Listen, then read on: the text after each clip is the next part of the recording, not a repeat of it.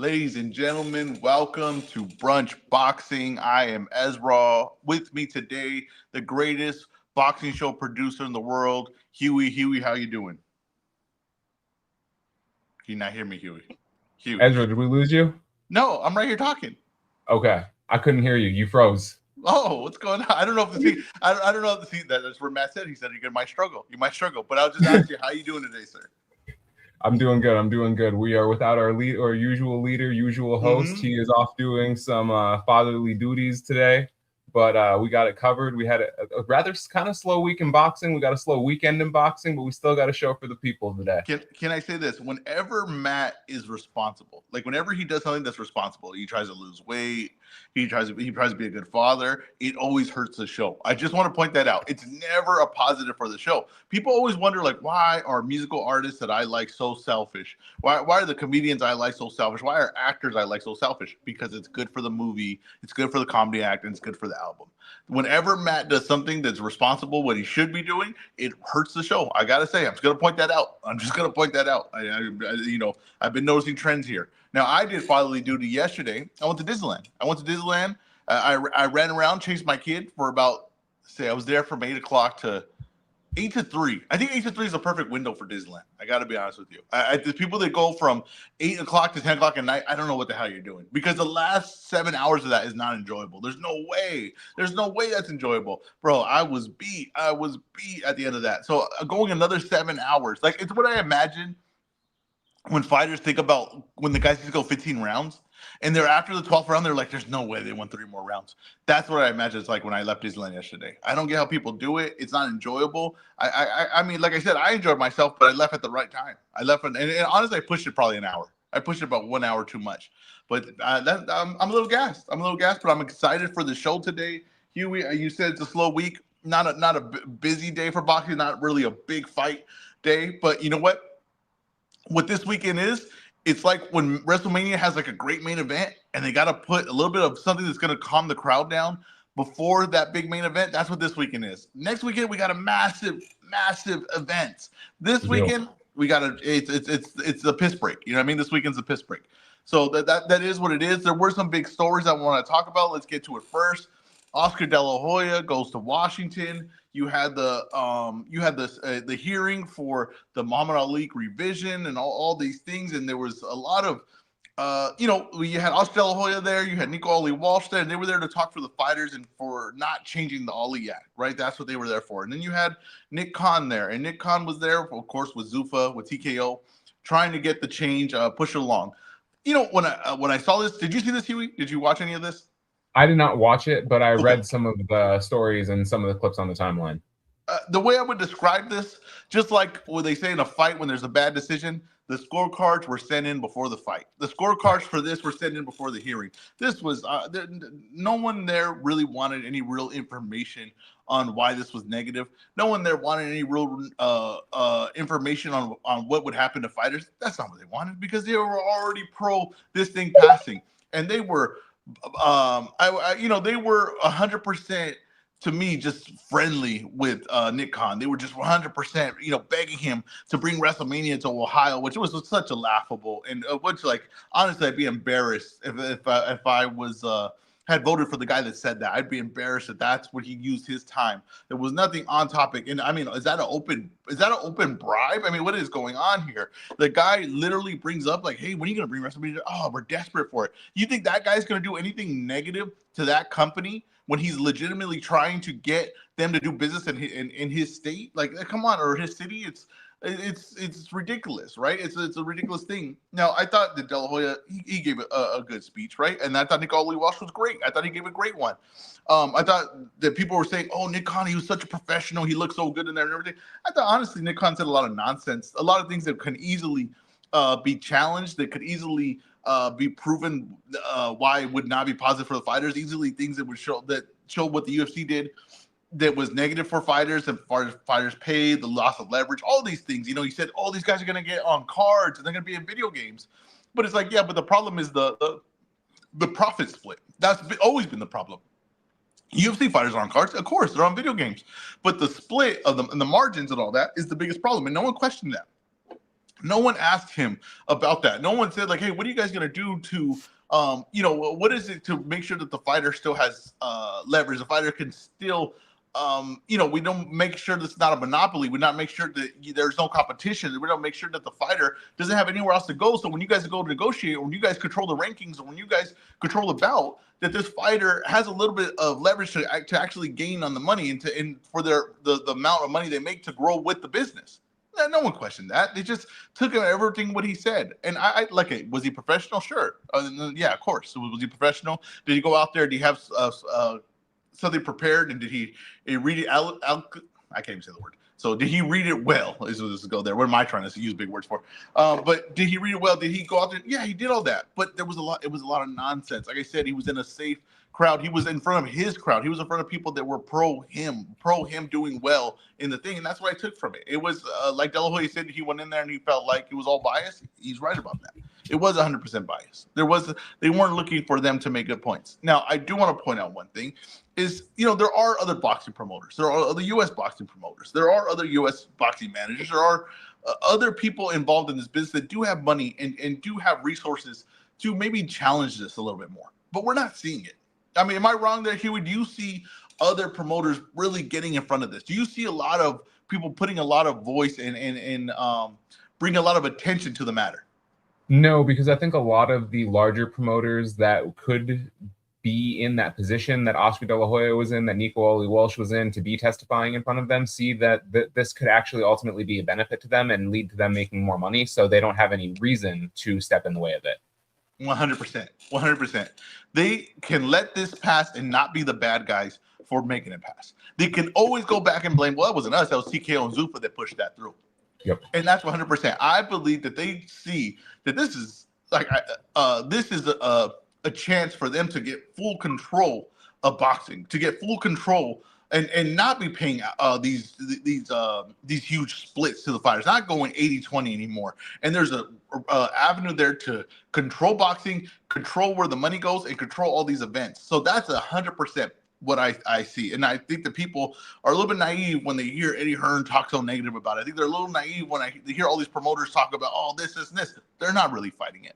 They're okay with it. If it passes, if it doesn't, fine. Business as usual. They're good with that. But if it does, they're ready to go. And this is the one thing that, I know that people say the monopoly and they assume TKO, they assume Zuffa. I'm going to tell you, this isn't a UFC situation. And I've said this before, but this is not a UFC situation where the UFC was the first of its kind, the only one really doing it in that sport, right? MMA was on thing that UFC has so much control of it, right? The people were calling the fighting style UFC for a long time. They weren't calling it MMA. They were saying, oh, he's fighting UFC. This is how much control and how early they got to the market.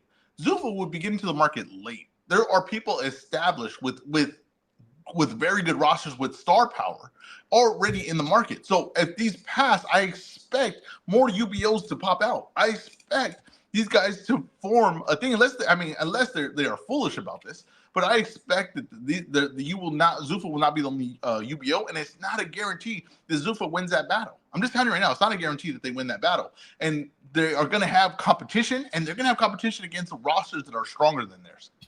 Yeah, I mean, you go going heads up against Shakur Haney, Ryan Garcia. You're going to get Boots, all these names, right? Fondora, all these names, and you have Hitchens and Berlanga and Conor Benn. I'm sorry. You do not have the advantage there. You do not have the advantage there. So I am very curious because this will pass. This is the spoiler alert now. That this will pass. UBOs will be allowed. And I'm curious to see how these guys, these promotions, if they're smart enough to say, hey, we can get together here. And this is what would be the best outcome for the fighters, is a competition on saying, hey, we can get together here, bring these keep all our fighters in here, and make something that we could build upon where it's like a league. And the best thing would be for the fighters is a competition between these UBOs, where you got guys like Conor Benn getting paid good money. You got guys like Berlanga able to get good money. And then you got the other guys, and you heard them having to overpay these guys to keep them on their side. That'd be the best outcome for the fighters as far as like financially. But I do not think that it's a guarantee this passes that Zuffa wins it all. I don't think that. But I do think the UBOs are going to pass. And I think the UBOs are the future of boxing. Yeah, definitely going to have more promotions coming up with UBOs once this passes. Top Rank already has the infrastructure. They have the gym. They have everything that's, kind of required of those extra assets. I think MVP is going to create one for women. Yes. You saw Jake speaking on was it Theo Vaughn's podcast a few weeks ago, where he was talking about working with Zuffa potentially in the future, merging his women's roster with their roster that they have currently on the men's side of things and creating a product that way, similar to what UFC has, and trying to grow the option there.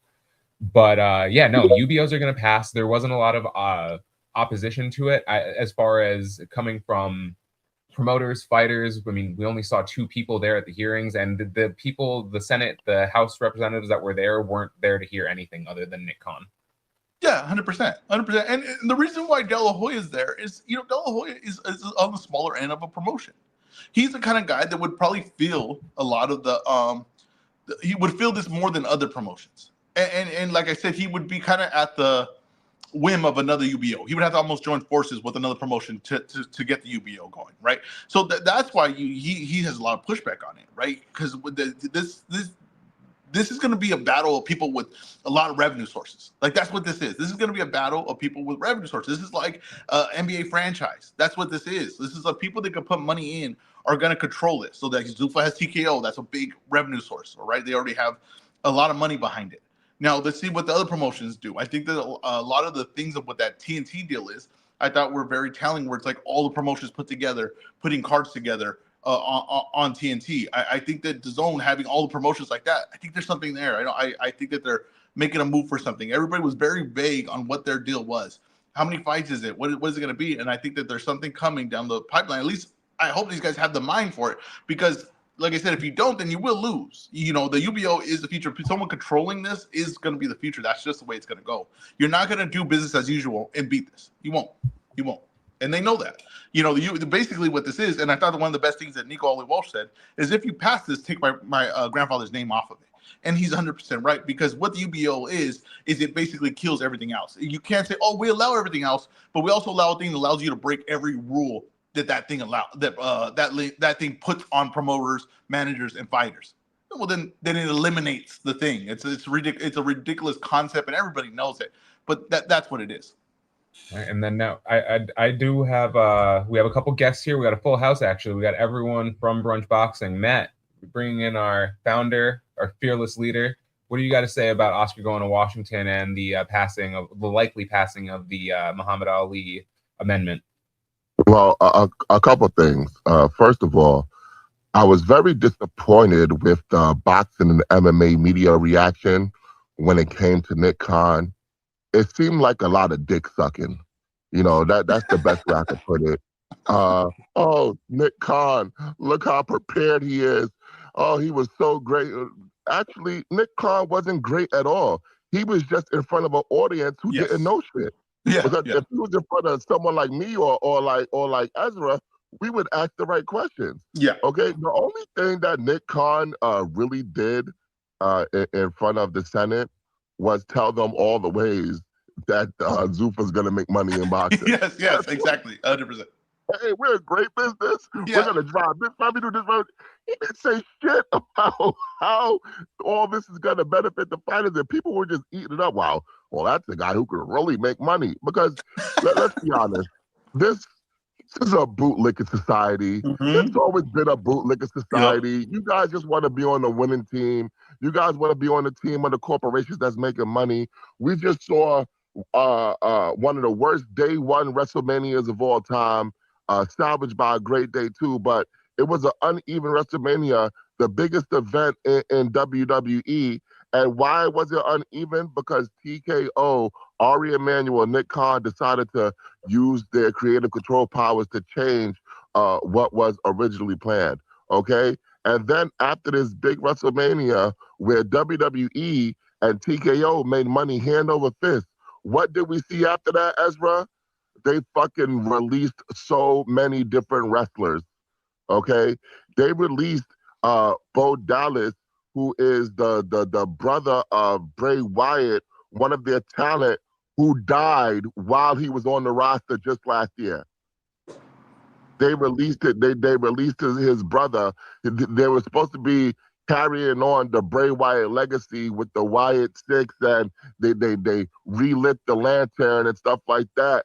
But I guess now that they were able to put Bray Wyatt in the Hall of Fame last year, and they were able to cash in on Bray Wyatt's death, hey, Bo Dallas, get that son of a bitch off the field. All of a sudden, he's expendable, and they released the entire Wyatt Six.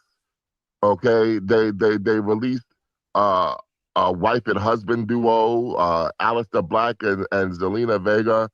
Zelina Vega, who every fucking year the WWE tries to capitalize on her father dying in 9/11, and they talk about it every fucking year when they bring up 9/11.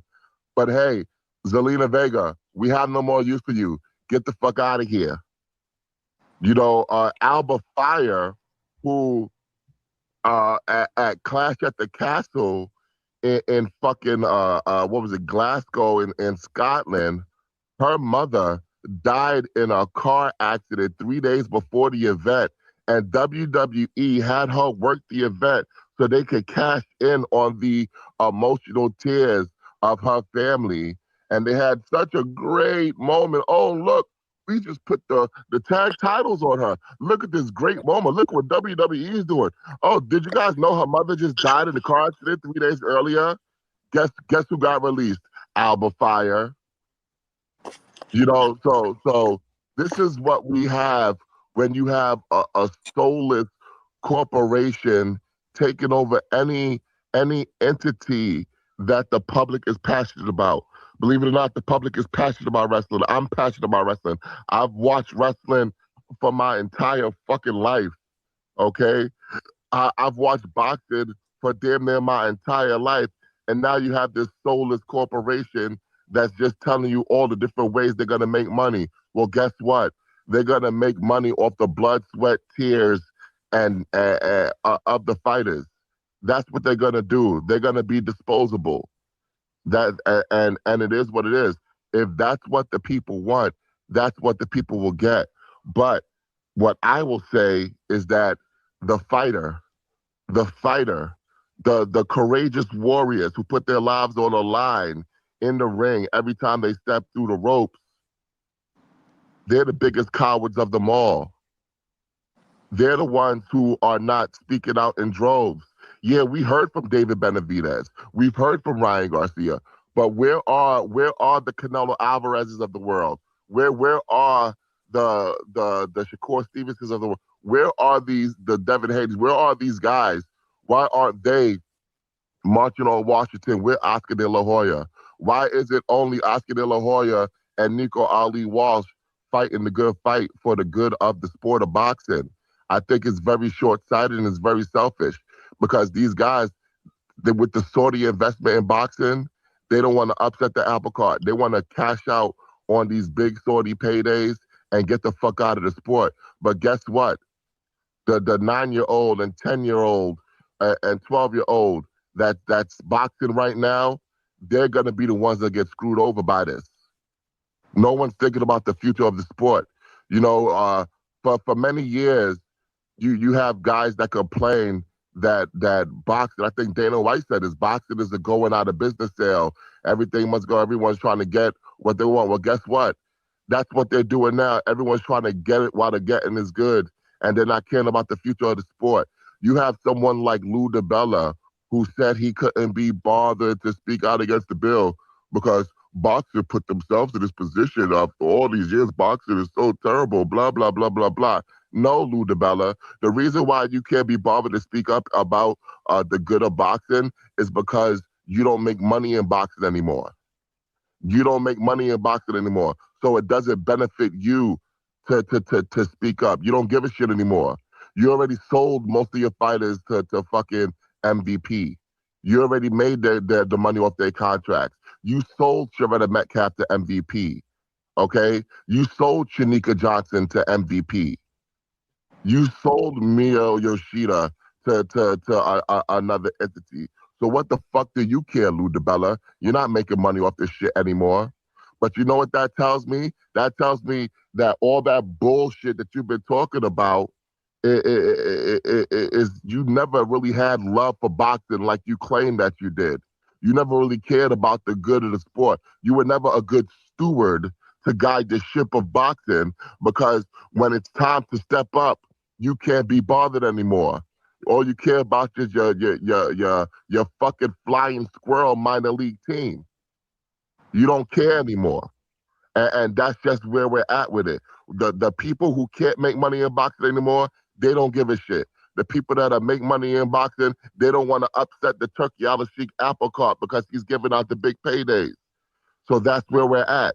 We're in a sport where from the top to the bottom, the promoters, the fighters, they're all fucking cowards, except for a select few. And unfortunately, that select few, hey guys, you're playing a rigged game. But I will warn the boxing public. I will warn the boxers. I will warn the shareholders of boxing. Boxing is not a perfect sport. Boxing does have its issues with everyone pushing the sexual bodies and this and that. Yeah, boxing has its issues. You know what I compare this Ali Revival Act to? I compare this to the crime bill that the black community, the National Black Caucus, everybody in the black community supported this crime bill because crime was so bad in our communities that we couldn't go anywhere. We couldn't do anything. It was just that, like, people were dying left and right. Drugs were ravaging the community. So we supported this crime bill, okay? But guess what?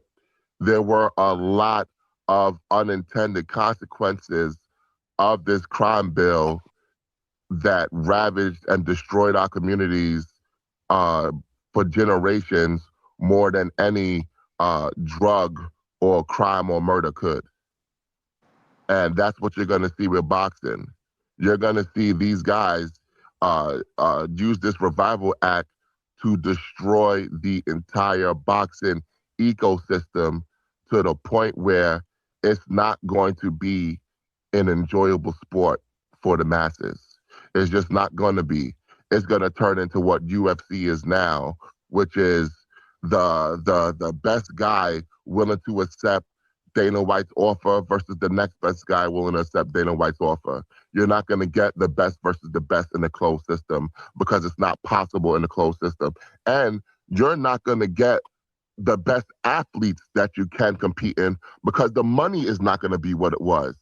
So if I'm trying to come up out of poverty, like, because boxing has always been a poor man's sport. If I'm trying to come up out of poverty and I'm thinking I can make money beyond my wildest dreams, I'm not going to get into boxing anymore because the money's just not going to be there anymore. Okay? So you're going to end up with a bunch of imposters. You're going to end up with the best of Dagestan. You're going to end up with the best of You're going to end up with the best of Eurasia and Europe dominating boxing. And you're going to think those guys are the best when they really aren't the best. They really aren't the best. They're just the best guys willing to fight for peanuts. And that's what's going to be the unintended consequences of this bill. Thank you. Well said, Matt. Yeah, that's the thing that's like funny is like the Ollie Act was to protect the fighters, but the case that they make for changing it is only for the business. It's not for the fighters. It's just only for the business, right? And it's funny to me that was never challenged. No one ever said, "Hey, you're bringing a lot of stuff up exactly about the business," like Matt said. But what is that the fighters are lacking now? What these paydays the fighters are lacking now? What is this going to do that changes that? Because there's no way that you can look at the top fighters and say, oh yeah, their pay is going to stay the same or increase under this new thing. It's like, no, it's not. And that's clear as day. Yeah, that's just, like I said, the scorecards were in before the hearing, and it's coming, and we're going to see how it all plays out. Before we move on, Mike, did you have anything that you wanted to add on the Ali Act amendment, or were you here for the first topic in the rundown? No, what EzRaw hit it right now is this is boxing, and sometimes the scorecards are already in before you even know it. And the scorecards were in on this. I'm totally okay with what they're doing because they're gonna fail because they don't know how to run boxing. So it's only a matter of time. And I get what Matt is saying too. Of course, Matt said a little bit better, but these guys, that you can't be allowed to waste that much money and continue. At some point, they're going to be like, "Hey, like now you can't do that no more." So I just they're not making money now.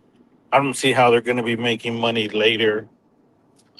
They're not very good at running the sport. That includes Dana White.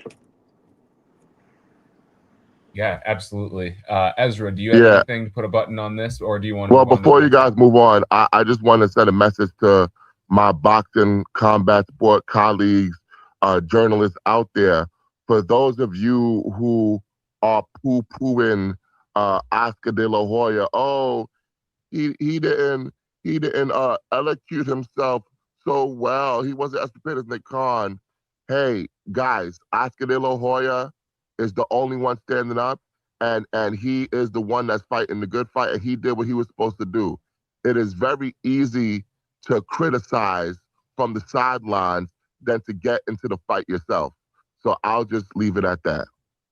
Yeah, I thought De La Hoya's points were perfect. I mean, I don't know, I don't know what they want from him, but he said exactly what the flaws of this were. I mean, I thought that they wanted a Harvard dissertation from fucking Oscar De La Hoya. Yeah. No, fucking nerds. He gave the truth what it was. You know what I mean? That's how people get conned, right? Because this guy's just saying stuff that saying these words, and this is coming out smooth and all that, and then you just buy everything you think. It's like, hey, the other guy just said exactly what was the issue, and that was 100%. Nico Ali Walsh said exactly what was the issue, and that was 100%. But no one was, like I saying, it was falling on deaf ears. No one was trying to hear it.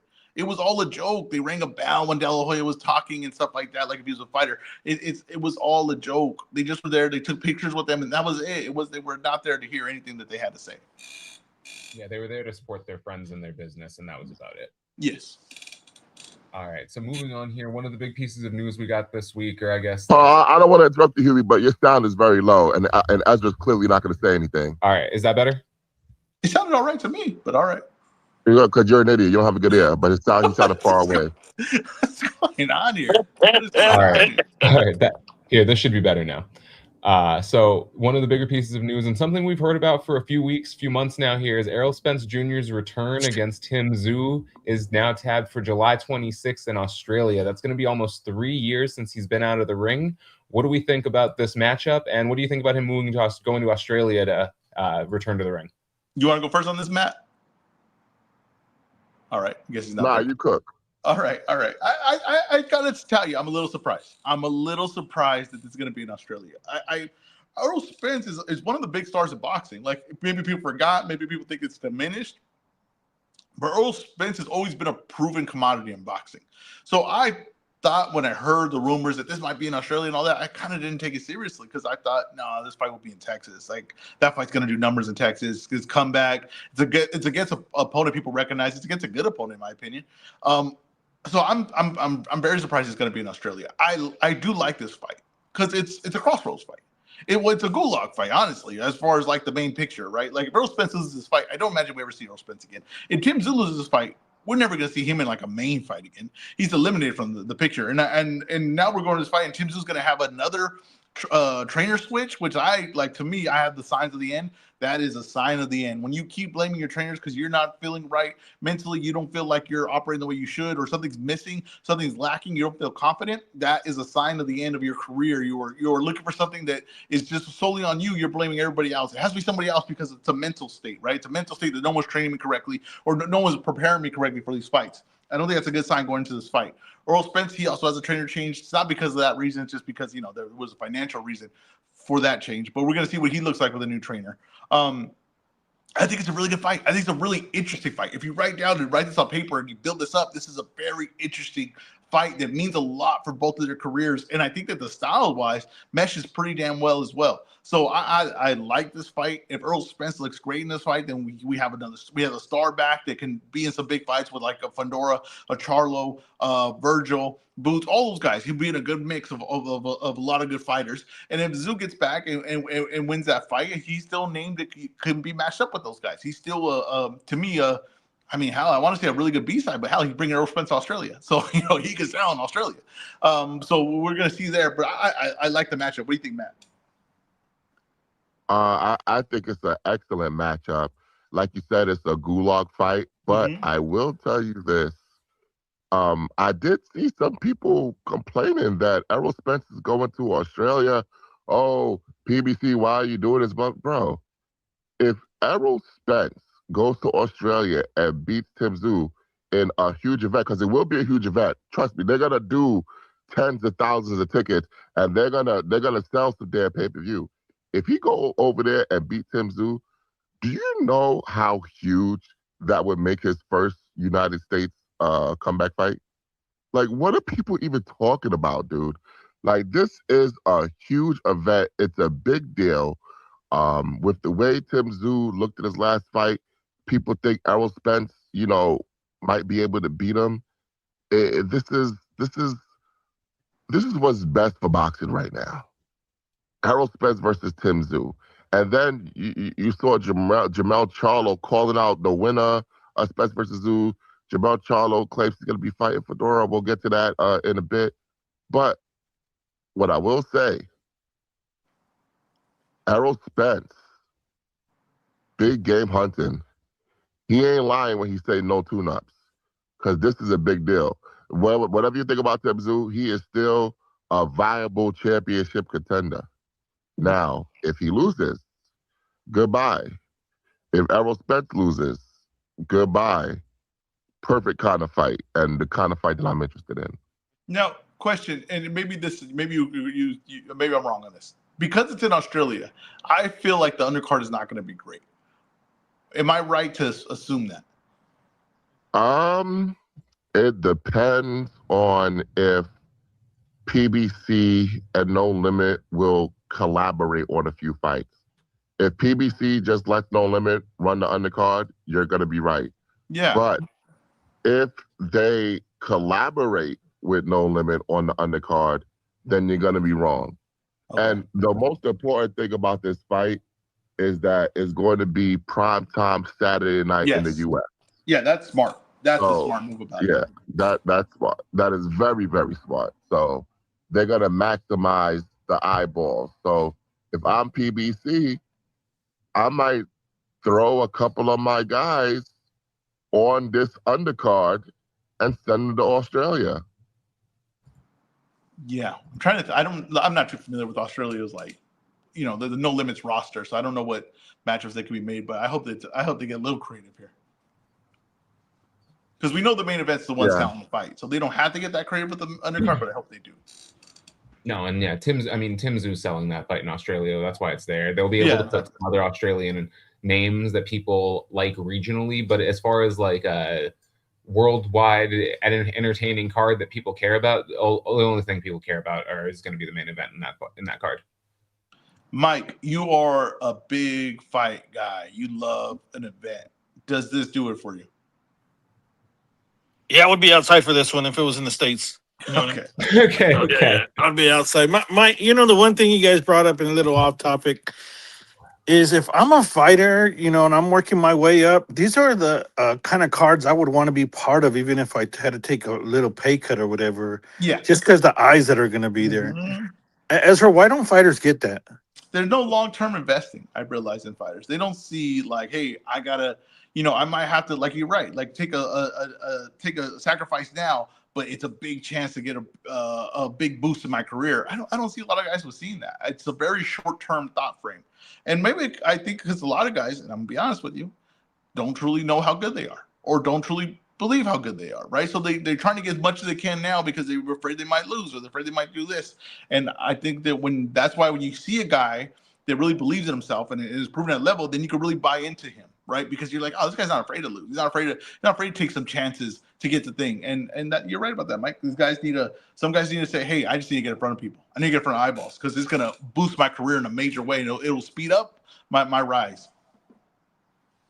Also, Ezra, you motivated me. I'm doing the show in the garage right now. It's like, you know what? If Ezra can be out there in the garage, I can be out there in the garage. Listen, your favorite bands started in a garage. I'll tell you that right now. Your acts that perform in front of millions, they all start in a garage. There's something about a garage. There's just something I feel about it, right? It just feels like you're getting down to basics. No nonsense. When Rocky had to come back, right? He was training at the fancy gym and people were seeing him train. He was signing autographs in between rounds, stuff like that. What did he do? He had to get back into a garage, get back to an ugly gym where it was you smell the dust, you smell the dirt, you smell the thing, and you just feel motivated by it. That's where I'm at right now. That's where you're at, Mike. And you know what? I can see you perform at another level. So a couple of interesting fighters that No Limit Boxing has. Okay. They had the middleweight Andre Mikhailovich, the dude who fought Janibek. Okay. All right. And they also have Sam Goodman. Goodman's good. Yeah. If I'm them, this is just me. Okay. I would try to match Landy Lara with Mikhailovich. Yeah. And I would try to match Gary Antonio Russell with Sam Goodman. That's a good spot for Gary. Yeah. That's what I would do. But is there anyone more interesting than Landy Lara that PBC has at 160 that they could put in that fight? Maybe someone that has more of a future. Well, I was thinking Jesus Ramos. Yo-Yo. No. I like Yo-Yo. I like Yo-Yo on that. Yo-Yo a lot of eyes for him being under on the Errol Spence undercard. All right. We got Cassius in the comments saying Yo-Yo as well. He also mentioned that there were some interesting guys that No Limit had, and good spots to build up some guys like you're mentioning here. Yeah, and No Limit got some heavyweights. Please put Big Goog back on the card. I was thinking Big Goog. I like Big Goog on the card. I like Big Goog, man. He's their new token heavyweight that they put on cards when they need something entertaining. Yeah. All right. Any other thoughts on Errol Spence versus Tim Tszyu this summer? No, I have a question for Ezra. Yo. Have you left your I'll see it when I believe it phase, and do you actually believe that Errol Spence is indeed coming back now? I believe it. Let's go. I believe it. Let's go. I'll tell you right now. I tell you this right now. I think people are selling too much stock in Errol Spence. I'm just telling you something. Yeah, he lost to Crawford, but you know what? He's always looked decent before that, and I think he's gonna look good in this fight too. One thing too is like, I don't like the signs of Tszyu. I don't like all these things I'm seeing from Tszyu. I think there's a lack of confidence there. There's a lack of self-belief a little bit, and they're trying to figure it out. And on the fly, going to Spence, I think Spence might look really good in this fight. All right, next up on the board here, Devin Haney appears to be stuck without an opponent after Shakur Stevenson exposes the fake negotiations. We've also heard that Eddie Hearn is not interested in that fight. Do you think? What do you think Devin Haney? What do you think he should do next? I want to leave this open. I don't want to give you a closed-ended question. No, he made one of the big mistakes that I don't see Haney make. Like the team has not made. The Rolly fight was there. I didn't think that Rolly fight would even be possible. I didn't think Rolly would want that fight. But Rolly's the one that wants the fight, and he doesn't. And they want some massive payday that isn't there no more. And I'm gonna tell you right now. Listen, hey, Live Golf is done. I'm telling you right now, Live Golf, which was a lot of money back. It was a lot of big names that won over there. It's done. And if you don't see what's going on, there's a lot of cuts here and there on some spending coming from the Middle East. I'm telling you right now, he's waiting on a payday. He's waiting for Turkey to come and save him with some massive payday for some fight or whatever. He should have took that Rolly fight. That Rolly fight I didn't think it would be possible for him. It would have been a big fight. It would have been a fight that got a lot of attention. It would have been in the States. It would have Rolly trash talking. You would have Rolly coming off a Ryan win. Like it would have did all these things to just boost his career and boost these things, and he just didn't see it. Like he just didn't see the vision, and it was just not like Haney's team. And he would have made a lot of money. Would have made a lot of money, and it's just not like his team to do this. And I gotta be honest with you, like I may Matt don't agree with me, but I think that's such an easy fight for him too. I think it's such an easy fight for him. Shut the fuck up. I think it's such an easy fight for him, and he doesn't take the fight. It's just so stunning to me. It's the most stunning decision. It's probably bro. one of the most stunning business decisions a fighter has made this year. I don't get it. I'm going to challenge you, Matt, but I think that I don't know what the hell's going on. I don't know what the hell's going on with that team. But I'll just tell you right now, I don't see another fight coming. I don't see an obvious one coming. I don't see it because it don't look to me. It seems to me like Ryan is not too eager to get back in that rematch with Haney. It doesn't look to me like he's like, oh, let's run that. So they're in a weird spot. They're in a very strange spot because if Ryan don't want that fight, then that's the fight kind of that Haney was kind of going after, chasing. That's the fight that made a lot of sense to make a lot of money for his career. And it just seems to me like Ryan's kind of wants some easy ones. He wants a Conor Ben fight. He wants some big names that are easy opponents. You know what I mean? Going down the Mario. No. Don't say that. Don't say that. Let me just say something. When you're begging for a Conor Ben fight, it's pretty obvious to me. Like the other thing is that Ryan. I know Ryan isn't the smartest guy, but he knows boxing. He knows who's tough and who's not. Everybody knows what Conor Ben is. Everybody knows what Conor Ben is. So to me, that they want that fight and you're begging for that fight, it's like, come on. You know what I mean? Like the whole thing. He's not begging for that fight, bro. Kind of is. When I heard him, he kind of was. Not only that. Hey, I hate to break it to you. Conor Ben fight's not happening. Okay, no, I know it's not. But what I'm saying is that this guy, that's the fight he's bringing up over and over again. I don't know. I don't think that Ryan... The fight that Ryan Garcia brought up was Teofimo Lopez. He claimed he was fighting Teofimo Lopez. Yeah, but then he out of his mouth. Yeah, he just backed away from that. He said Teofimo was not happening. He said, I'm fighting Conor Ben. I'm trying to fight Conor Ben. He just said that. That's not happening, bro. I know it's not happening, but what I'm saying is this guy's mentality is somewhere else too. I think Haney screwed up here. I just think Haney screwed up royally. I don't know what fight's going to come up for him. I don't know what fight even makes sense for him more than Rolly Romero, but I don't think it's happening. Yeah, I agree with that. I think he screwed up. But what I will say is this. He needs to circle back to the Rolly Romero fight. Yes, he does. He needs to humble himself, go hat in hand to PBC, and say, you know what? Let's make the fucking fight happen. And like let's say, right, like okay, you get this deal, and we get the business. Do good business, right, with PBC, right? And let's say that Haney, who's he's a big guy, he can move up in weight, and if he's really desperate for an opponent, no one will fight him. He go 154. I mean, him and Fundora. I mean, like I'm saying that there's options there to keep going with this. I don't get it. I just don't get the vision, but we'll see how it plays out. The one thing is and I have it on very good authority that PBC would be interested in Devin Haney beyond just one fight. Of course. Why not? Right now, why not? The dude's a talent. He I don't know, like he's not always a hit when it comes to pay-per-view sales, but he has people talking. People are familiar with Devin Haney. He's got history with fighters, and there's big fights to be made. I just don't get it. But who knows? I think that these fighters reliant on Turkey to come and save them. I don't think it's coming as often as it used to. I don't think it's coming back as often as it used to. Yeah. Well, we'll see what happens. Ultimately, I think he kind of made a mistake here. I thought it was very interesting that they attempted to use another boxing platform as a way to keep their name in the news by mentioning, hey, oh yeah, we're fighting Shakur Stevenson next, and it's gonna be on Zuffa. Shakur said, I don't know what the fuck this guy's talking about. Yeah, man, I don't know. I'll tell you right now, anyone that's saying the two fighters that are not signed with Zuffa, they're going to sign some big fight with Zuffa, you can throw that nonsense out. I'm sorry. You can throw that nonsense out right now. You can throw that nonsense out.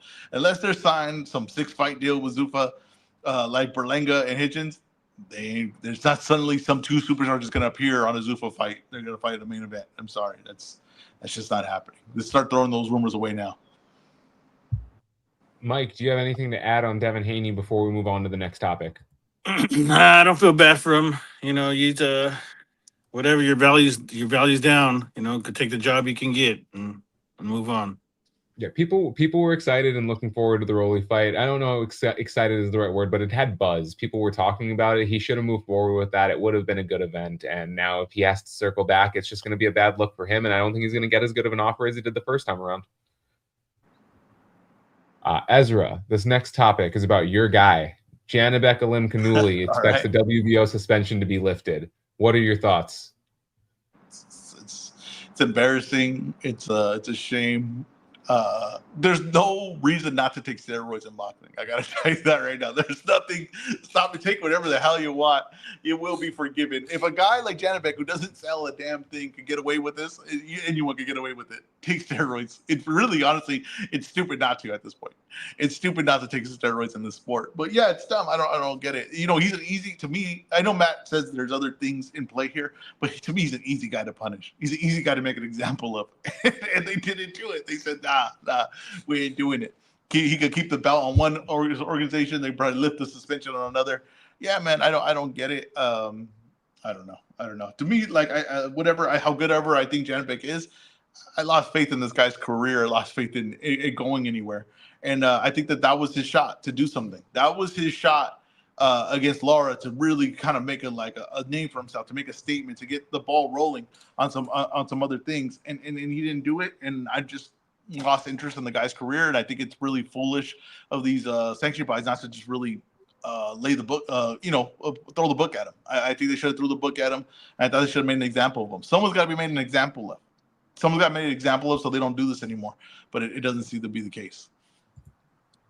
I don't think it's a coincidence that in the biggest fight of his career, he tests positive. Not a coincidence. Fair to say. Free Janibek.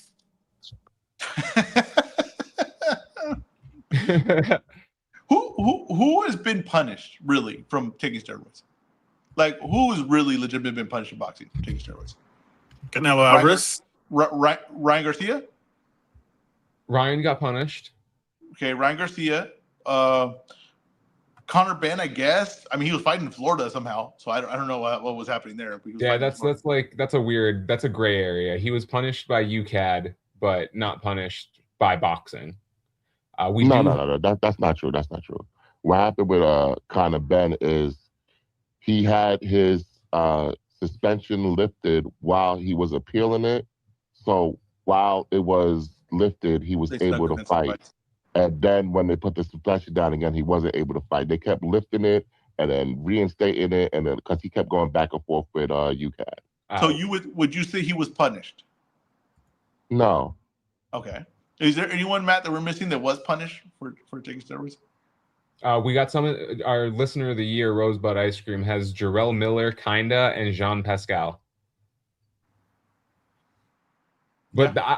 That's like, I feel like those were like Jean Pascal. At least I feel like that was a while ago. Like we're in a different era of boxing than when Jean Pascal got punished. That's true. Jarrell Miller definitely got punished. Yeah, Jarrell Miller definitely got punished. We do have another guest on the show. His career has never been the same.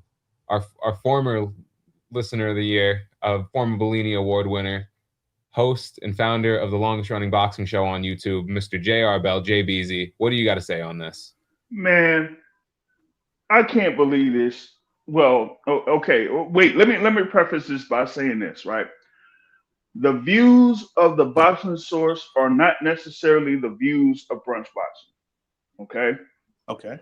Now, we went through this thing here before when it came to Janibek Allen Holland, right? And the last time I spoke on it, I basically called out the World Boxing Organization for not stripping them and basically having a whole little 12-page little explanation of what was going on with him. And then at the end of the day, they didn't say that they were going to strip him. They were just going to say that they will suspend him. And while suspending him, he could, have some off the record matches or whatever it is if he wanted to. Now it seems like they're going to lift the suspension, keep his status, and he's able to just be like, oh, almost like it never even really happened. This is a very bad look for the WBO. Very bad look. Because it's like EzRaw said, it's like Janibek ain't really, anybody that kind of like, as they say, protects. Like, come on, like this guy is not really a ticket seller like that. He's not really popular like that, and he basically ruined your opportunity to potentially have more money in your pocket if he had a fight against Erislandy Lara and won and became a unified champ. But since he screwed that basically ruined what you could have got as a WBO. And as a result, you're going to turn around and just say, oh, well, you know what? I see what happened, but we're just gonna, let you slide for now. Like that doesn't make any sense to me on that front. Here's what y'all not getting. This is the first time where what people should be saying is he has a whole country behind him. Because this is what it means to have a whole country behind you. The Kazakh Professional Boxing Federation, they have made it so that the WBO went lenient on him, and it's a crying shame. Because let's be honest, he's their only boxer.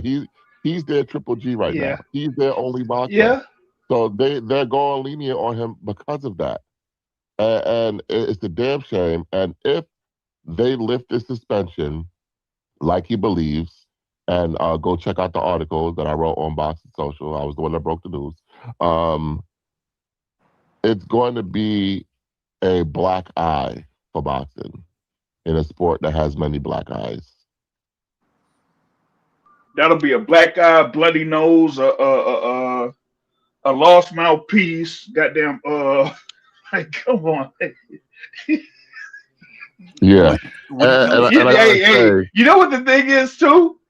It wasn't like the suspension that they had for Jedabek really was much of nothing because they basically said, hey, you know what?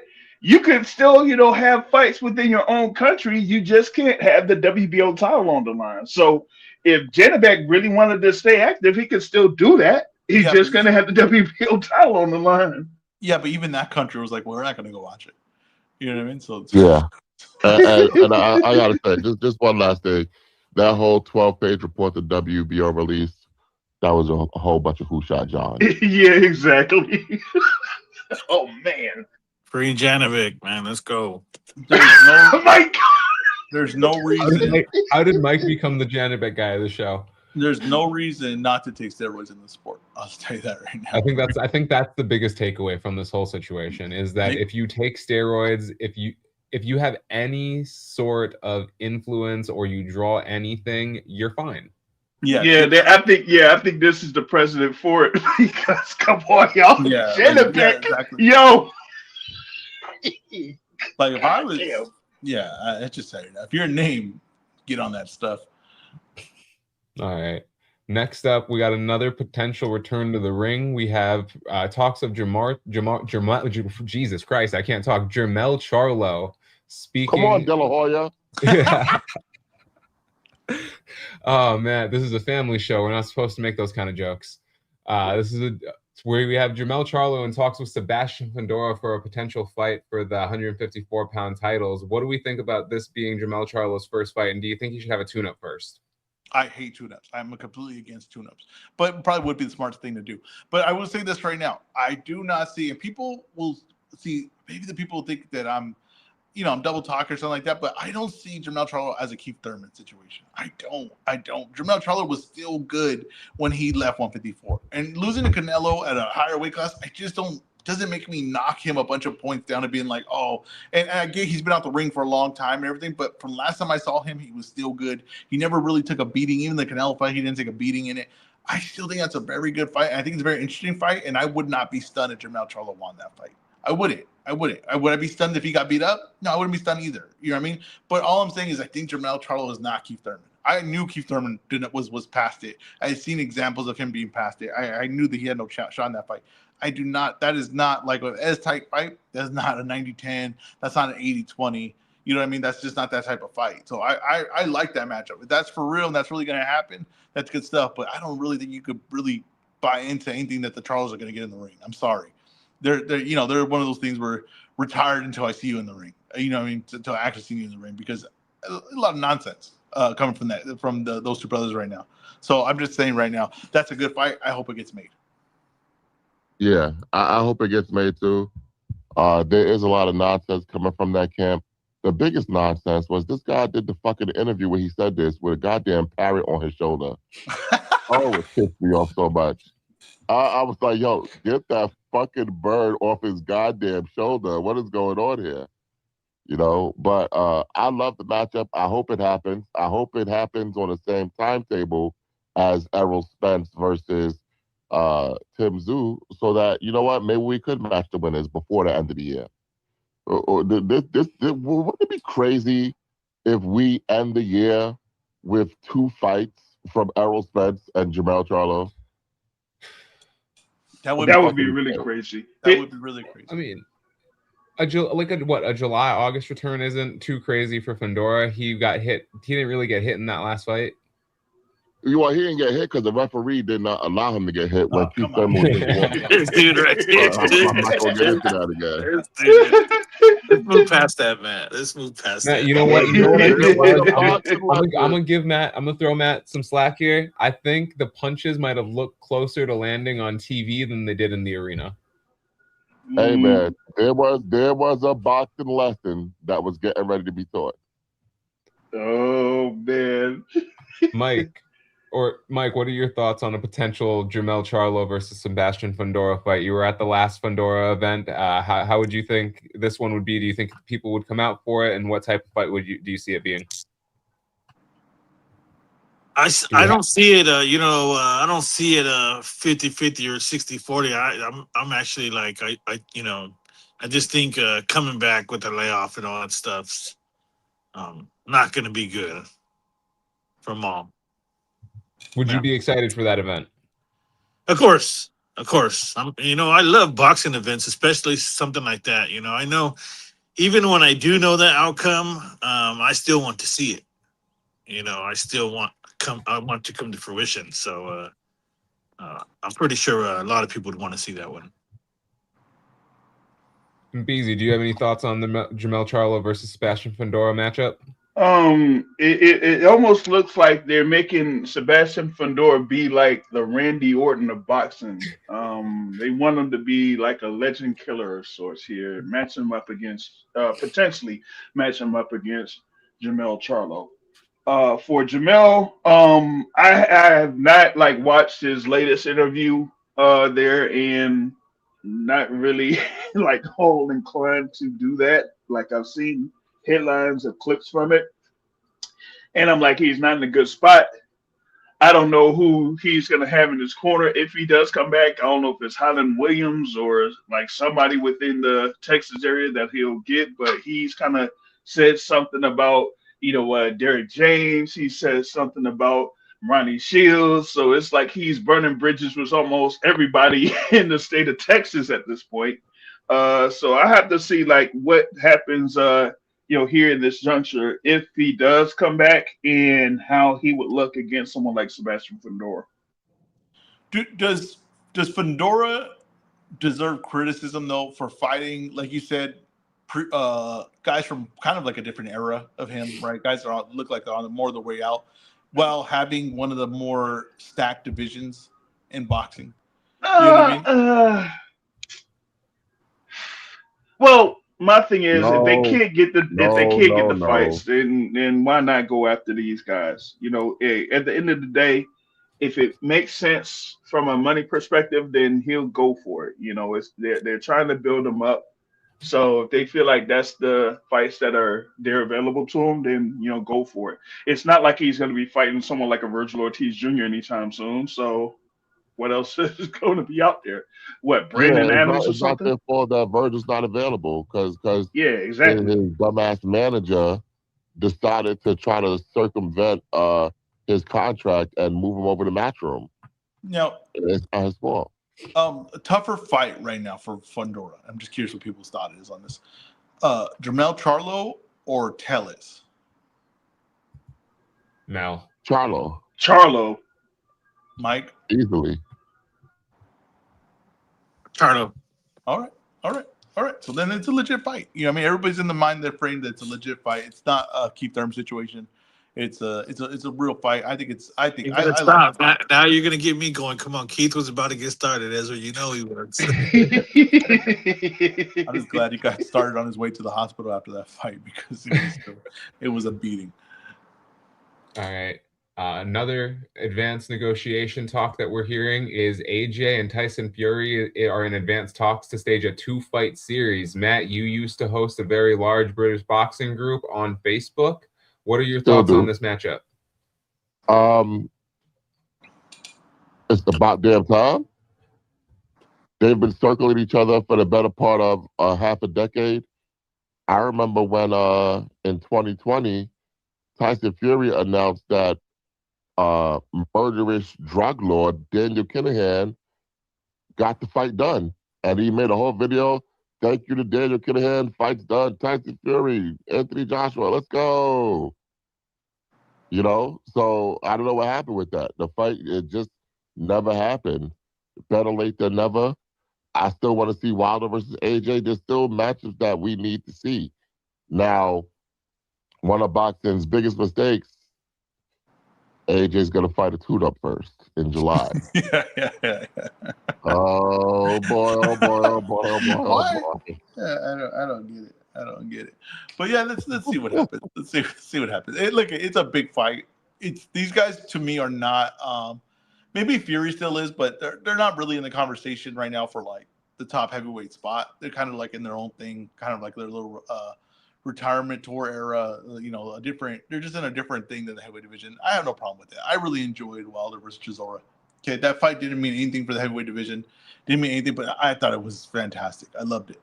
I think that Fury versus Joshua would be fun. Unlike other divisions, so for some reason, heavyweight, I'm more accepting of like two older guys fighting. I don't know why guys past it fighting. I just think it's a fun fight. I really do. I'm all in on it. I hope they get it done. But like you said, Matt, the tune-ups, and especially for Joshua, those are risky. So I'm curious who they match him up with. His last tune-up was literally Jake Paul. So we're going to see who the hell else they're going to match him up with. But could be risky, man. Could be risky. I don't think so. Before I get into that, I have to give a shout out to a listener that made a comment in reference to the last topic, saying that if Sebastian Fundora is Randy Orton, then Jamel Charlo is going to have to be Hulk Hogan or something like that. But this is kind of like the plan that they had for Anthony Joshua before, he had the tragic car accident. He was, kind of like scheduled to be back in the ring around February or March with the tune-up, and then have the Tyson Fury fight. So this is, something where it just goes along with the plan. Looks like it may have it on, well, they're going to have it on DAZN because that's who he's on the contract with. But, with whatever the guarantee is basically going to dictate who potentially his opponent is going to be. But it's not going to be, somebody that, it's going to be a big name or something like that. It's just going to be something like how he fought Jermaine Franklin or Robert Helenius or something like that. It'll be similar to that. It might be on Netflix. I would put my money on that it is on Netflix. You would lose your money. you would likely lose your money because so you don't think that Netflix might pay amount of money to DAZN to get that fight? No, I don't think so. That unless if it's something where they outbid. According to Eddie Hearn, the first fight is going to be on DAZN. Yeah. So okay, wait. The 2-fight series is the 2 fights between them. You're saying that? Yes. Okay, between Fury and Joshua. Yeah, that's a 2-fight series. But before that, Joshua had the one-off, just like Fury had this one off on Netflix. I'm gonna tell you guys right now, we're not seeing 2 of these fights. I misheard when you said that. We're not seeing 2 of those fights. You're gonna see 1, and then that's it. You're not seeing 2 of those. I'm telling you right now. Why not? Because I think that I think Joshua. I think there's a chance Joshua gets put to sleep in that fight. I don't think Joshua is gonna go be like, oh yeah, let's get back in with that guy after I got. I don't know that Fury can hurt Joshua like that to stop him, and that's why I don't think either of them is gonna get stopped. If anyone does, it'll likely be Fury because I think his chin shot, and AJ is more just. I think AJ has a style to fuck with Fury. Fury's chin's more shot than Joshua's. Not more shot, but I don't think that. But if we've only seen Joshua get hurt by big punchers. Yeah, I think we're underrating. Well, I mean, we've seen Fury have power before. Are we underrating Fury's power? No, the thing is, he don't have one shot knockout, one shot concussive power. He has accumulation power, and here's the thing that I saw from Fury in his last fight. He's not completely what I say, sharp when it comes to defense. I don't know if he has to have a full camp with Sugar Hill Stewart or have an early start, but he needs to really work on his defense because, we've seen it in his last fight. We've seen it in his fights against Usyk. He'll have times where he'll look great on offense, but then fall asleep on defense. And when he falls asleep on defense, he gets caught, and that's where he gets knocked down by a number of the opponents that he's had. This conversation alone, this is gonna be a massive fight. Just this conversation alone. People are gonna be over the board for these predictions. This is gonna be a good one. I'm loving it already. Better put Joshua in with someone light though for that warm up. Oh, we lost you. You're muted, Huey. No, I don't like a tune-up fight for Joshua either.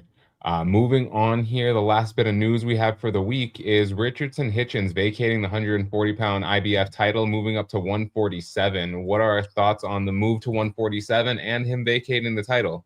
I'm going to tell you, and maybe I see a lot of negativity and everything. I think this is the right move for Hitchens. I'm going to be honest with you. He was not a guy that his name alone was going to draw big fights. His name alone was going to put him in fights that people were going to pay attention to, and he wasn't going to sell like that. I think that he's a guy that would benefit from a Zuffa situation. He was a guy that benefit from a brand helping him be on that brand and pushing him along. So I don't think it's a bad move. I know everybody's been negative about it. I get it, but I think for him, he's a perfect guy to be on this kind of thing and to kind of get there kind of early. You know what I mean? So I think it's the right move. I think it's the right move. Nothing was going to happen for him at 140 that was going to be very exciting to anyone. I got to be honest with you. And even if it was a fight, some kind of competitive fight, I don't think people got behind it. So he would benefit from getting behind something with a little bit more of a machine behind the brand type of thing.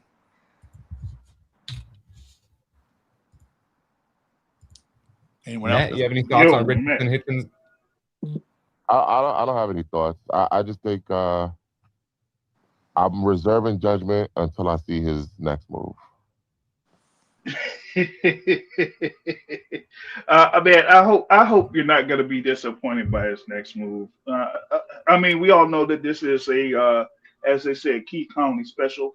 But the thing with Hitchens is that he kind of talked a lot while being the IBF champion, but in the last couple of encounters or fights or potential fights, the thing was he was complaining about the whole little rehydration thing. But if you had a unification fight or tried to line up for a unification fight, you wouldn't have to worry much about that. But hey, that's neither here nor there. As far as him with Zuffa, again, that's a Keith Conley special. Word is that Richard Hitchens has kind of burned a number of bridges within boxing. So as far as him going to Zuffa, that might be, as they say, the last chance saloon for him. So that we'll see what happens with that, and him moving to 147. I don't know. Maybe he gets some warm up fight and then potentially gets a good fight in the after that. But I'm not, expecting much until I actually see something from him. Richardson Hitchens and Teofimo Lopez in Zuffa boxing. Book it now. Well, Hitchens and Lopez in Zuffa boxing because they're gonna fight each other under the Zuffa banner is what I'm saying. If they did that, then I would really be pissed off. I would really be pissed off because they could have did that without being under Zuffa boxing, and it could have been for the IBF and WBO super lightweight titles. So if they pull that off, I'm gonna be pissed. More pissed off than Lex Luger and taking off his t-shirt. Mike, do you have anything to add on Richardson Hitchens before we move on to the breaking down what we have today and looking forward to the fights on the calendar? 0 free Janovic. Yeah, but that's what I'm saying. But that's what I'm saying though. Is no one has anything really thoughts about Richard Hitchens outside of Zuffa. The most attention this guy's gotten was joining Zuffa. So it's already a good move. That's what I'm telling you. This dude has no attention. So you can't say, oh, well, that's a bad move. But you never even talked about him. No one was talking about him. No one had any attention to him. That's a bad move. I hate to see it. No one would get pissed when he would make a fight. So I don't understand how it's a bad move. You never talked about it before. It's like, it's so stupid. It's a dumb Listen, you it's didn't the know what his weirdest moves take. were before this. Yeah, no one gave a crap what he was doing before this. Wait. So nobody knew Richard Hitchens while he was under Matthew Boxing or under They didn't Mayweather care. They knew who he Promotions. was, but no one cared. Every time we bring a money back, who cares, right? I see that dude have a hell of a performance, right? Against who's the Australian kid he beat up? Damn it, he's a good fighter. George Kambosos. No. The other kid. The other one. Oh God. Paro. Pero. Paro. Yeah, Paro, right? And Paro was a good fighter. That's the people underrated. He's actually a pretty good fighter. And he has a hell of a performance against the guy. He blows him out. No one cared. No one cared. No one talked about it. Like, no one was like, oh, wow, what a performance. People do not care. The most attention he got was joining Zuffa. So already now, it's the best move he's ever made in his career. I'm sorry. It's the best move he's ever made in his career. So if he loses, then if he loses, then he won't be relevant to anybody. It's exactly. But listen, sometimes being the big fish in a small pond is all right. I'll tell you that right now. Grab that Zuffa belt, raise it above your head, and just be like, I'm the big fish in a small pond. It's so right to do that once in a while. Savage comment from the listeners. He's got 8 knockouts, 1 more than Paulie. The 1 more than Paulie is what got me. That is funny. That is hilarious. Oh man. All right, EzRaw, your favorite part of the show, your time to shine, the EzRaw breakdown and report card. We have Jarrell Miller versus Lanier Pero. Okay, listen. We'll just talk about the main event here. I'm going to tell you, listen, I kind of don't, and maybe, okay, well, real quick, just JBZ, just give me who do you have winning tonight? That's all I need, just winning. Who do you have winning tonight? Ooh. I'll lean towards Miller. Okay, this is what I'm talking about. I'm a little bit surprised by this, right? Miller has not looked good. Okay, Miller didn't look good last fight. Maybe his hair falling off has made people forget about that, but he looked not good in that fight. Okay, he looked not good in a fight that he was supposed to kind of like be showing off where he's at. Okay, and he did not look good in that fight. Now the hair fell off. He became a bigger name, a bigger star, and people talking about him. But I'm telling you right now, he's gonna have a hard time tonight. He's going to have a tough time. Errol's not a bad fighter. Like, he's not a bad fighter. He's actually an interesting heavyweight. And I think that he's definitely more closer to his prime than Miller is. He's more in his prime than Miller is, like by a margin. So I don't think this fight's close. I don't think this fight's going to be close. I think Errol's going to win a decision here. And I think he's going to do it in convincing fashion, like very convincing. I don't think there's going to be questions about it. I don't know this Miller thing of his last performance was not great. It was not great. He looked horrible in that fight. He looked horrible. Now I'm not just talking about his hair talking in the middle of the fight. Okay, so can I ask you a question, Ezra? Yes. How did Lanier Pero look at his last fight? Lanier Pero, I thought he looked all right against Thompson. Yeah. Yeah, I thought he looked all right. I don't see a guy. Would I missing something? Did he get dropped or something in that fight? Maybe I'm missing something. It wasn't a good fight. He didn't look good. Hold on. Lanier Pero, hold on. God damn it. Go ahead. Lanier Pero hasn't looked good in his last 2 fights. Okay. Now, when you say not good, do you mean was it a close, he barely won, or is he just not entertaining? As in, it was close. Well, yeah, that for one. But the thing too is with Pero, he's like rated number 2 in the WBA. If you're going to be moving up the rankings like that, particularly if this is going to be your 14th professional fight, something has to stand out against guys that are supposed to be of a lower caliber than you. I forgot like the name of the fighter he had before Jordan Thompson, but the guy didn't really have that many fights on his record either. And for someone like Pero, who had a quick start. You talk about the Trellius Webster. Yeah, the Trellius Webster. Yes. Trellius Webster broke his jaw, by the way. Okay. Yeah. Okay. So that's the struggle. Okay, that's fine. They're both not looking good. I think Pero's a fresher fighter than I think Miller. I think Miller's on the downside of it. I don't think he looked good last fight, and he was fighting a guy that I thought he was going in there supposed to beat. Now Pero was supposed to be Thompson. We know that, and the guy Webster probably one in there was supposed to beat him pretty wide. You're saying the fight was tighter. I didn't see that Webster fight, so I'm going in there. I didn't see the Webster fight. Thompson fight, I remember. I just remember not He being got able his to see it. jaw broken, bro. Okay, I hear you. I hear you. I'm just saying right now, I don't think Miller is. I don't think he's fresh. I think he's on the downside of it. And if the hair didn't fall off, I don't think anyone's talking about that performance. I don't think anyone's pushing him. I don't think anyone's doing anything with him. But his hair fell off. I think he loses tonight. I'm gonna take Peril to win the fight. Wait, I have a question, Ezra. So you're saying that if he didn't have his hair falling off, then Matt and I wouldn't have had that conversation with his opponent. So let me ask you a question, Ezra. What's your confidence level that Miller loses? I'm gonna take a 5. Wow. You're going Peril. Wow. You're picking Peril at a 5? Out of 5 in a decision. Wow. Wow. All right. Matt, where are you Matt, at? you gave us your pick earlier. I have it in the board, but tell the people. Yeah, I'm taking Jarrell Big Baby Miller by decision. I'm at a 3 on that one. I think the fight could go either way. Yeah, see, that's more of like where I'm at with it, as far as like the confidence level of 3. And then, Ezra, what's your grade for this card? I don't know, a D. Yeah, I'm surprised he put it at a D. Matt, what's your grade for this card? I'll be honest, this is an A card for me. That's what I was looking for. What? Bro, Oh, I love this matchup. Very, very interesting matchup. Crossroads fight.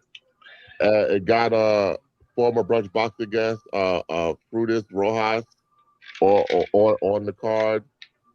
I like the Miguel Migueno versus Alan Chavez fight.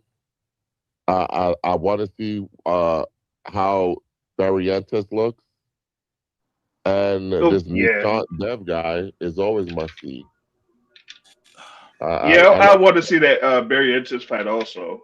Yeah, I'm interested in that one. That's gonna be a it's a good card for what it is. I mean, it's not a blockbuster card, but it's a good card. All right. And then, Ezra, we had a few fight announcements as well. So we're just going to get your report card on a few of these. Biggest one that we heard this week was Schaff versus Ray Ford happening down in Texas. What's your grade? What's your report card for this? A+. That's a great matchup. That's the matchups of those fights that you want to see, and then you would be stuck with like, no, he's fighting another tune-up, and they would never meet up. These guys meeting up, great, real heat in that fight, real heat. I love it, real rivalry right there. The man you have called the best American fighter, since Bud retired, Bam Rodriguez versus Antonio Vargas. Like I said, Bam's gonna be great on a curve. I'm gonna grade him on a curve too. It's a B. Okay, and that's going to be happening down in Glendale, Arizona, at the Desert Diamond Arena. Also, we have Shane Mosley Jr. announced to fight Serhiy Bohachuk. That's a C. Bohachuk is not look great. He's kind of like, to me, with their excitement was with him at the level he was fighting, it's kind of declined a little bit. I did like the Botea fight. That was a very good fight. Mosley was in a way tougher fight than people thought. Ramos was in a way tougher fight than people thought he was going to be against Mosley. But Mosley, there's a limit to him, how good he is. We've seen it. He's getting a little bit older. I imagine Bohachuk wins that fight pretty easily, but it's whatever. All right. We have Amari Jones versus Vincenzo Gualtieri. I believe that one's happening out in California. Mike, I believe, is going to be in attendance for that one. Amari Jones is building his way up to like contender status. It's not an exciting fight, I'll be honest with you. All right. Keyshawn Davis versus Nahir Albright. I actually like this fight. I think people were a little bit more negative than I thought they would be against it. I'm going to give this A-. I think there's real heat here. There's a storyline here. And Albright's coming off a good performance against Frank Martin, right? Where he could have got the W there. I think he's a good fighter. I thought that their first fight was a little tougher. Maybe the people forget how that was a little bit tougher fight for Keyshawn.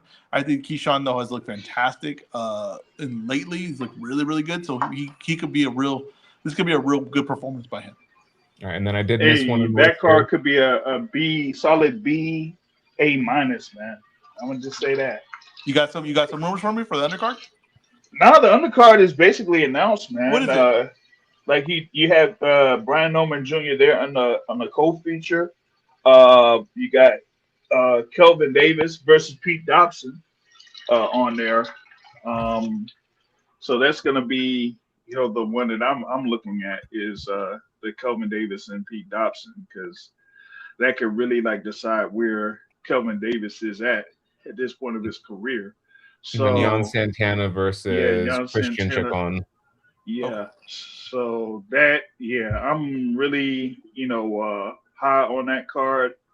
Definitely looking ready or looking forward to that. Yeah, Jan Santana versus Christian Cruz is going to be, on that. So yeah, Davis versus Dobson, Santana versus Christian Cruz there, and of course with the rematch with Keyshawn and the Hero break. So definitely looking forward to it.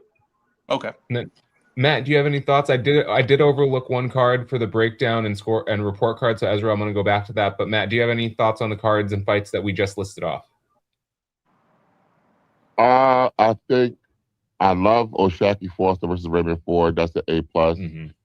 Dan versus Antonio Vargas. That's an A+ for me also.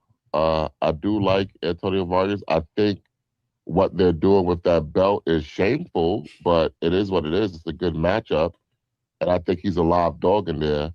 Shane Mosley Jr. versus Sergey Boychuk. I love me a good gulag fight. That's an A for me. Amari Jones Hey. versus Vincenzo Gualtieri.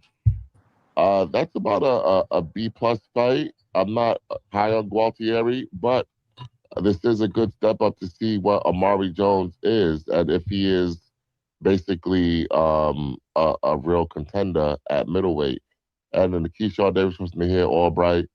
I'm like, with that, but I'm hoping that the atmosphere is gonna save the fight. I love the storyline, but the fight itself, I don't really care for too much. So I'll give that about a B+ also. So Yeah, you think it's more about like Keyshawn, because Keyshawn should be against like a higher rated opponent. yeah, because he That's was how I talking feel a about lot the of fight. shit. Like to me, Yeah. you can't talk like that much amount of shit to a lot of fighters, and then you end up revisiting Nahir Albright fight.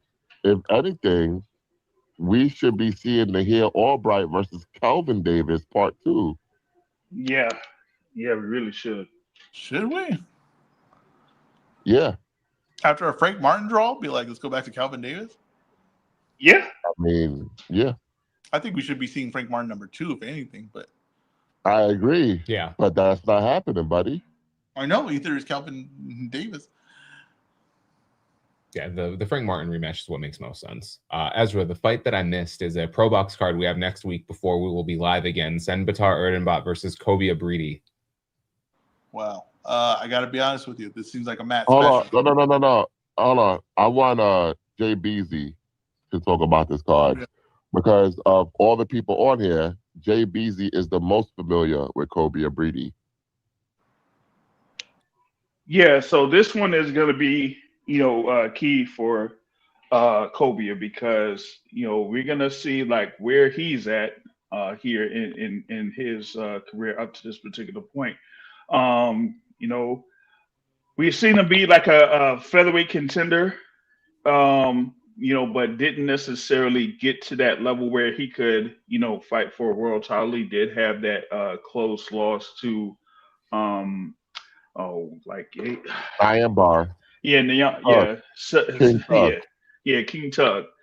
And since then, he's kind of had some fights that kind of been floating around.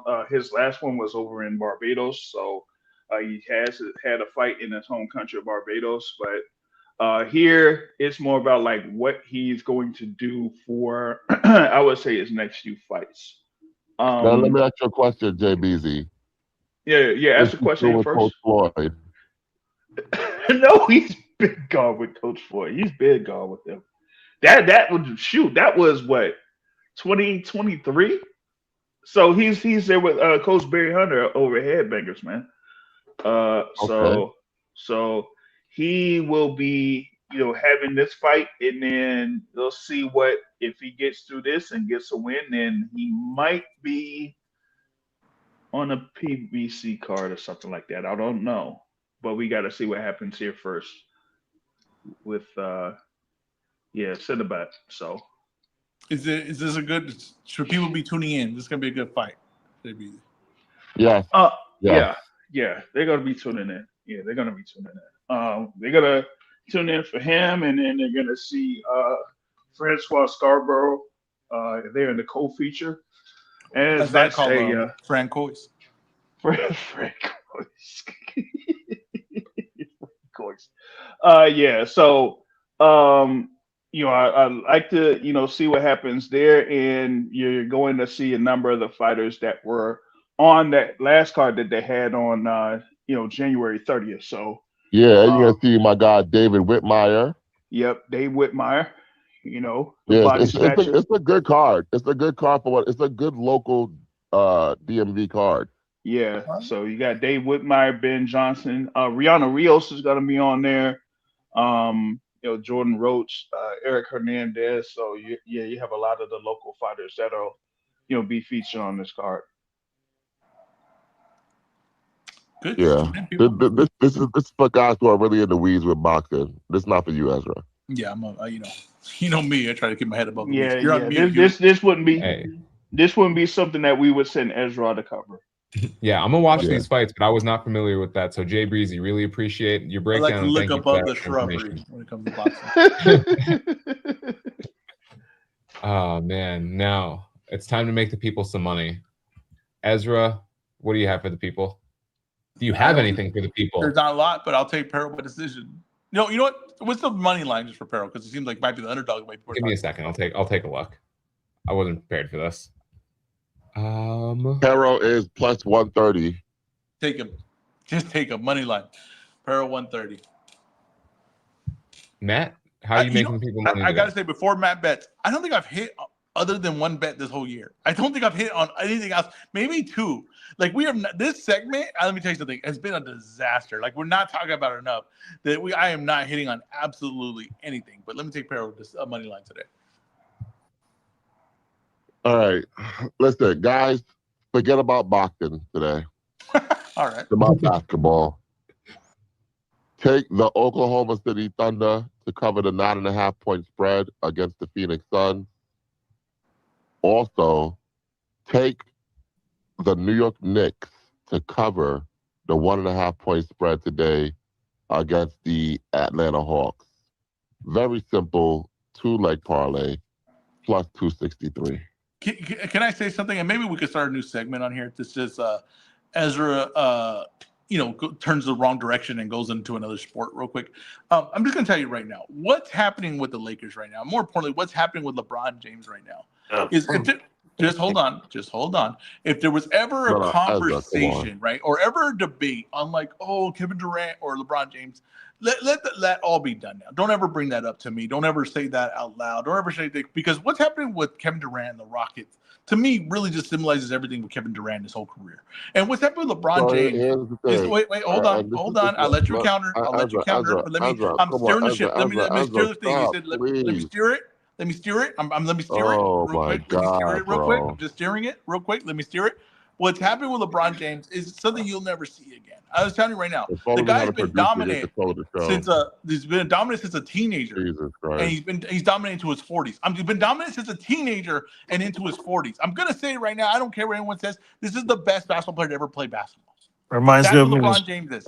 He's the best basketball player to ever play basketball. And if he's still trying to say all this nonsense about him or all these negative, there's nothing negative to say about the guy. I'm sorry. There's nothing negative to say about the guy. There isn't. Okay? He is dominating the sport. You put that guy in his prime on any team, they were a championship contender. On any team, the worst team in the league, they were a championship contender if he was on the team. This dude is dominant. I've been enjoying this playoffs. I'm going to tell you something. We're going to get knocked out the next round. I'm telling you right now. We know this.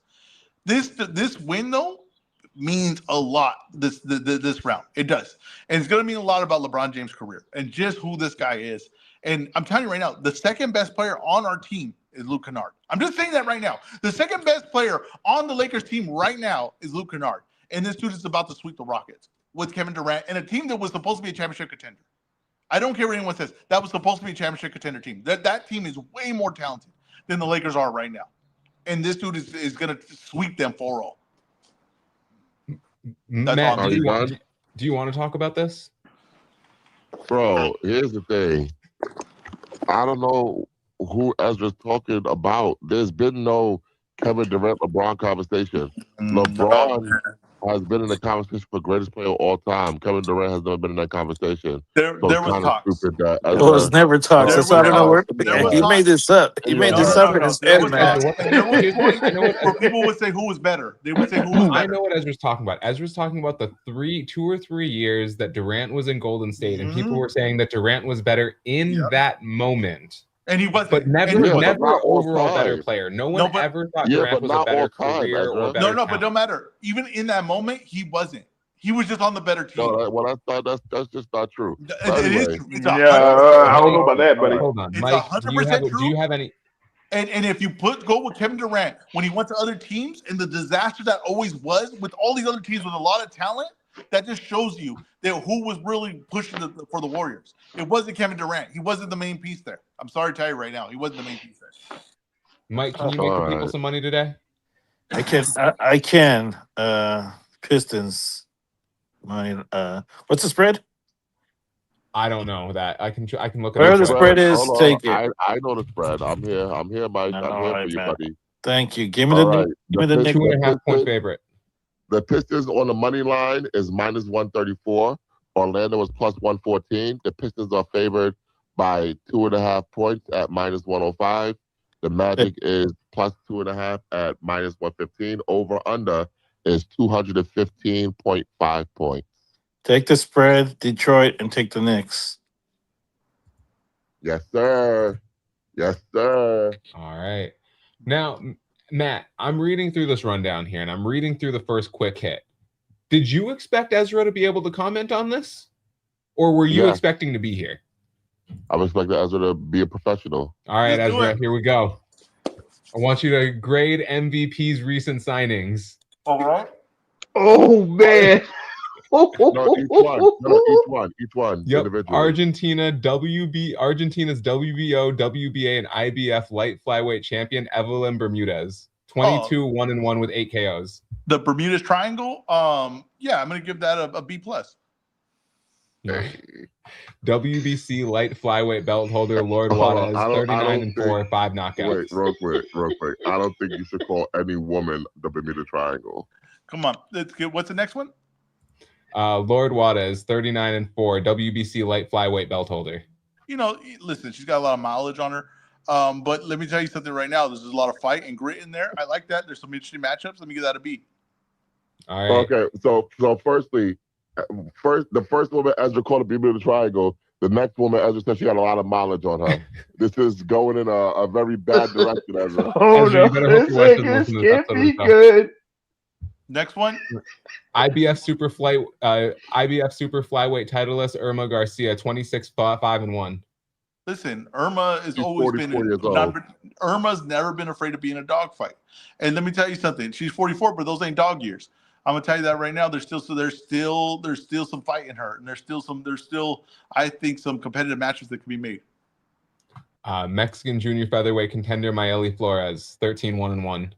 Listen, Maeli is she's a bright spot in a division full of dogs. You know what I mean? She's a bright spot, and I think that she could do some things. That's smart to go south of the border to expand your audience. I think it's a smart move. All right, WBA mandatory challenger for the bantamweight title, Brittany Sims, 9-3, 5 KOs. Listen, they say that there's no stoppages in women's boxing. Well, the Sims is letting you know that if there's an opponent ready to go, she's going to take them out. With her KO rate. You said 9. She has 9 fights with 5 KOs. 9 wins, 5 KOs. Let me tell you, that's over 50%, and her fights are ended by stoppage. That's come on. In women's boxing, might as well be Mike Tyson. All right, and then top junior featherweight prospect Ayana Verduzco, 7-0 with 1 knockout. Don't call me Verducci. Verduzco is. Let me tell you something. What they need is new talent. Women's boxing needs new talent. They need new prospects, new people to watch. I'm very excited about that signing. Ezra, do you know Ayana Verduzco? Yana Verduzco? I mean, who does it? Because clearly Huey does it. No, I don't. Bro, that is our favorite fighter, Right Hook Roxy. Come on, man. Oh, What we right, doing here? Roxy. Come on, Huey. Hey, Ezra, you know what? You started that segment, Shaky. You had a strong middle, and then you ended by crashing. I didn't think I crashed.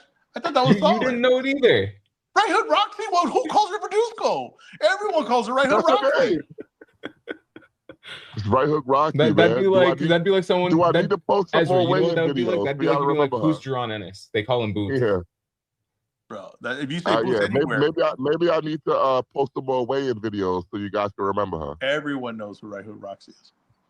All right. Well, next up in the quick hit segment here, Lawrence Okoli tests positive for PEDs. Ezra, thoughts? You know, I was always comparing him to Alistair Overeem because he went from like Alistair Overeem was 205, and then I don't know where he was 270 pounds when he went to the heavyweight division, and that's what Okoli did. And I used to be like, this is strange that you just skyrocket to 270 pounds, like out of nowhere. You just skip divisions. You just go to heavyweight division. You're automatically the biggest person in the division. Alistair Overeem would piss hot.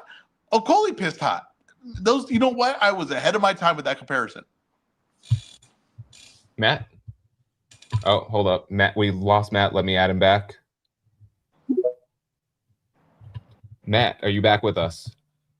Yeah, I'm here. I'm right. sorry. I was watching a Right Hook Roxy video. You're good. What are your thoughts on Lawrence Okoli testing positive? Hey, man, get him out of here. He was boring anyway. Get him out of here. That bastard. JBZ, Mike, you got any thoughts on Okoli? He basically screwed up a potential shot to be in a heavyweight title picture because he was supposed to fight Tony Yoka this weekend. I think a number of people would have favored him to beat Tony Yoka. Everyone. And then after that, yeah. And then after that, he would be in line for maybe a fight against the interim champion there for the WBC there, or maybe get something lined up with the winner of the Dubois versus Fabio Wardley fight. But now having this, yeah, he's basically toast at this point. Guys, what are we doing? We just had this conversation. Nothing's gonna happen to him. Hey, you know that he posted. He already posted his excuse. He already posted an excuse saying that, hey, this stemmed from his elbow surgery. Yeah, they're gonna be like, surgery, you know man. what? That was we see that the medical thing he might have the medical records. The doctor signed off on it, and it's good to go. And Tony Yoka's not gonna get a fight anymore, and he'll fight someone else. Guys, nothing's gonna happen here. Nothing ever happens. Yeah, basically, he was gonna say that. Like, if they clear Okoli, then they're not gonna resurrect this fight. They're gonna have Okoli in like a bigger matchup if it's not gonna be against. This is done. The only one that got punished here was Yoka. That's it. That's the only guy that got punished here. The only guy that get punished when you piss hot is the opponent. That's the only person that suffers. They either take a beating for someone that's physically enhanced, or they just don't get the fight and they don't get the payday. That's the only consequence that happens to these things. Yeah, like Okoli is ranked #1 in the WBC. Tony Yoka was just nowhere in the radar. So it's like, hey, he hasn't had this fight. Oh, well, too bad, Tony Yoka. Yeah, that's it. All right. And then the last item we have on the rundown for today, Kyron Davis is signed with Rising Star and is set to top a June show in Philadelphia. Ezra, any thoughts on this? Rising Star's Cornflake Lamanna's promotion, just so you know. No, I don't have any thoughts on this. Matt? Me neither. I don't have any thoughts. I don't have any thoughts on it. Anything? Yeah. Well, I'll pass. All right. Well, that's what we got on the rundown here today. Matt, was there anything you wanted to tell the people before we head out of here today? No, just go read my articles, man. What did you publish this week for the people? Social. Oh, let me tell you something. And this is not me just tooting my own horn, but I feel like I wrote an excellent article on boxing's Infinity War. Okay, we've been talking about boxing's Infinity War for the better part of a year now. We were the first ones to be talking about this. Shout out to Luke Thomas for acknowledging that. And I think it is reaching its end game right now. We're officially in the end game. So I think it's an article that you guys need to read. You need to read the article to see what's really going on in the sport of boxing and why it's happening. Because more important than the what is the why. Okay, I try to give you guys the reason why these things are happening. Also, we have an interview with the Savage Mike Kimball, who will be returning June 6th in Waterbury, headlining his own show. Mike the Savage Kimball is an MMA fighter that is also a boxer. He fought in Bellator and was very successful in Bellator for those who are familiar with Bellator. And he is in boxing. He was originally trained by legendary Connecticut fighter Bad Chad Dawson. He has a new trainer now, but he still keeps in touch with Chad. It's a very, very interesting interview that you guys might want to check out. Also, this week, we're going to have Grudge Boxing, Boots on the Ground, David Benavidez versus Zerto Ramirez. We got EzRaw and Huey that's going to be out there for Fight Week. It's going to be a lot of dope stuff that we're going to bring to you guys this week. So make sure you guys go check that out and make sure you support us, support the platform. And I'm sure EzRaw has some good things coming out for you guys this week. Matt, before we hand it off to EzRaw, tell the people where they can support you. Oh, come on, man. You know, y'all can always hit the Cash App. The Cash App go crazy. Hit the Cash App. $ is that your face. You know, y'all can always do that. And go subscribe to all our shit, man. Hit us up. Show some love. We're over 1,000 on YouTube now, finally. And we shot past that, actually. And we're moving towards the next goal. We're still top 5% of all podcasts. Yeah, we're still top 5% of all podcasts on Spotify, Apple Podcasts. You know, listen scores going up every month. So, you know, we definitely appreciate it. The Twitter is always popping. The website is popping. The Instagram is popping. We're just a little engine that could, basically. Matt, so you're going to close the Oh, go ahead. Yeah, we got to do a midweek show this week because the Inoue Junto is going to be Saturday morning, so we got to do a midweek show just dedicated to Inoue versus Junto. Okay. Okay. We can do that Wednesday. We can do that Wednesday or Thursday night. I love the enthusiasm. I will be dropping an Inoue. I want to do the Inoue breakdown tonight. Hold on, EzRaw. You're going to close the show, so let's save yours for last. JBZ, what do you have for the people? All right, so on the boxingsource.net, I want y'all to check out the article titled "Will DAZN's latest push for boxing work in the U.S.?" It's pretty much an in-depth explanation of what's going down with DAZN, the moves that they have made over the past few months, and what their overall subscriber base is for the U.S. and if they can, get things done in order to, increase the subscriber base within the U.S. There'll be more moves on the boxingsource.net soon, and also within the next, there's going to be some time, but within the next month and a half, I'm planning on going somewhere so that I could get an interview with a very high-profile fighter.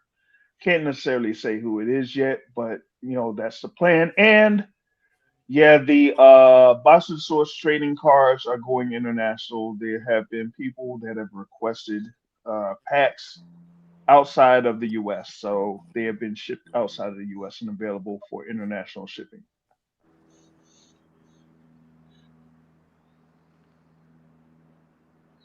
You're on mute. Yeah, Ezra, what do you have? What now? Tell the people send the people home and tell them what they have to look forward to from you. I have right now currently out a Junso Nakatani breakdown from his last fight against Hernandez on our YouTube right now. Go check that out. Just kind of goes over like just the way he kind of sets up his stuff, just certain things I noticed that he struggles with, certain things that I noticed that what he does is like positive. And we're gonna have the Inouye breakdown I'm gonna do tonight. I'll have tomorrow morning. Then I'll do a full breakdown for them too. That's coming out. Like I said, the midweek show we got to do for the big fight weekend this weekend. We got Benavidez, Zurdo, Junso versus Inouye. Can't get any better than that, really. So we'll be providing more content for that and breakdowns for Benavidez versus Errol as well. Thank you, guys. This has been a great show. We had today the greatest producer in boxing media, Huey. We had the host with the most, the greatest host in boxing media in Matt.